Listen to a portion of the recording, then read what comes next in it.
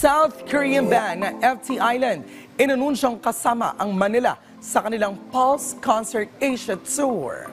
After more than a decade, magbabalik muli sa Pilipinas ang South Korea's iconic rock band, FT Island, para sa kanilang 2024 FT Island Live Pulse in Manila na nakatakdang maganap this September 14 sa EDSA Cairo. Huli nag-perform ang banda dito sa Maynila noong 2011, making this upcoming concert a long-awaited reunion. Ang Manila ang first stop ng concert tour ng South Korean band sa Asia at sunod naman silang pupunta sa Hong Kong, Kaohsiung at sa Macau.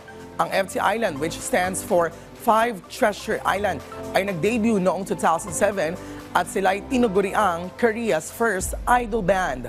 Kilala sila sa kanilang unique blend of rock and pop at sa kanilang emotional ballads. Ilan lamang sa kanilang hit songs ay ang I Hope, Severely at Take Me Now. Nag-iwan rin na mensahe ang members ng banda na sina Lee Hong-ki, Lee Jae-jin at Choi Min-won para sa kanilang Filipino fans o prima donna. At ibinahagi rin nila ang kanilang excitement para sa nalalapit nilang pagbabalik sa Pilipinas. 여러분들을 뵙게 됐습니다.